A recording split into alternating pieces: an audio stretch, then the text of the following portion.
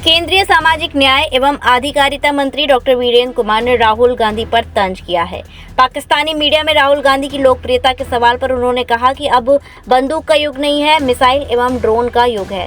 उन्होंने कहा कि सेना ने अपना काम किया है। सामाजिक न्याय अधिकारिता मंत्रालय द्वारा आयोजित शिविर में उन्होंने 600 दिव्यांग वृद्धजनों को उपकरण बांटे।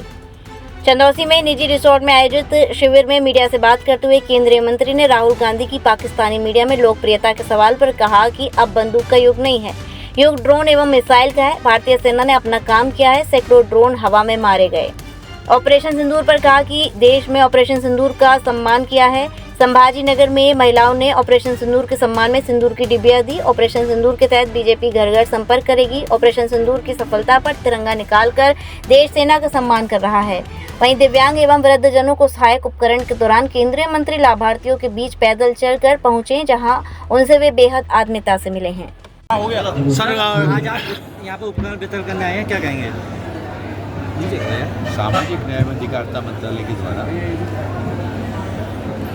एडीप योजना के अंतर्गत और राष्ट्रीय भविष्य योजना के अंतर्गत हमारे देश के जो आकांक्षी ब्लॉक हैं, ऐसे 75 आकांक्षी ब्लॉकों का चयन किया गया है। 75 स्थानों पर मंत्रालय के द्वारा दिव्यांगजनों के लिए सहायक उपकरणों का वितरण और वरिष्ठ नागरिकों के लिए उनके लिए सहायक उपकरणों का वितरण का कार्यक्रम रखा गया है।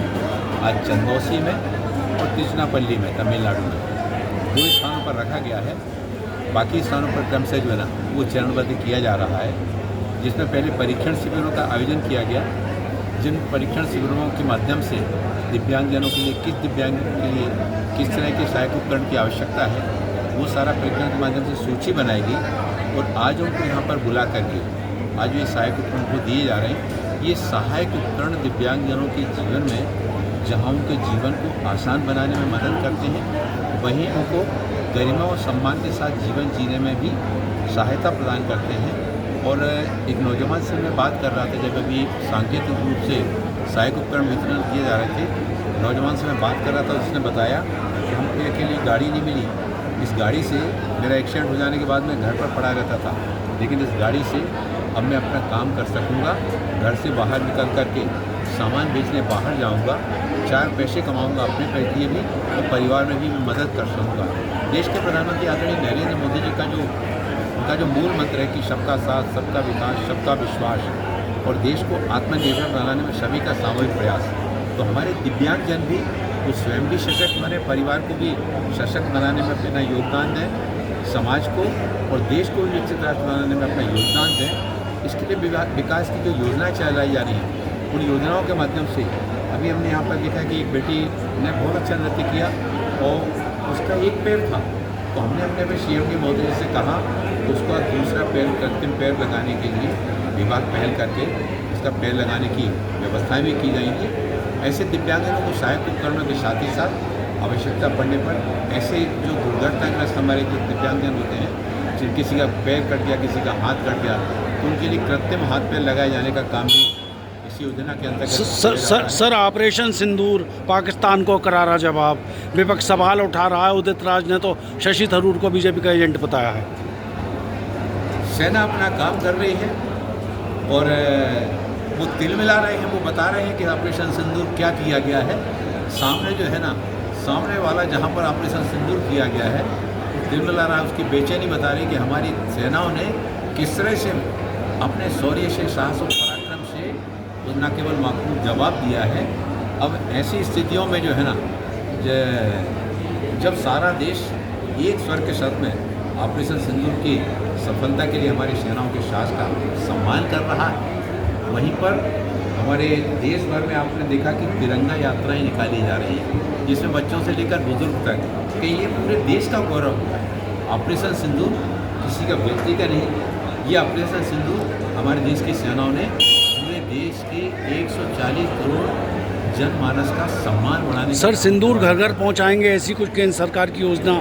हाँ, घर घर जो है ना, घर घर सिंदूर आने वाले समय में इसको हम लोग घर घर जाकर संपर्क करने वाले हैं और ये सिंदूर प्रदान करने वाले हैं। ऑपरेशन सिंदूर के 2 दिन बाद ही मैं महाराष्ट्र गया था, छत्रपति संभाजी नगर, और वहाँ पर लगभग 1500 हमारे डिनोटिफाइड ट्राइब्स बंधुओं और बहनों के बीच में मेरा कार्यक्रम था, तो ऑपरेशन सिंदूर के 2 दिन की बात है।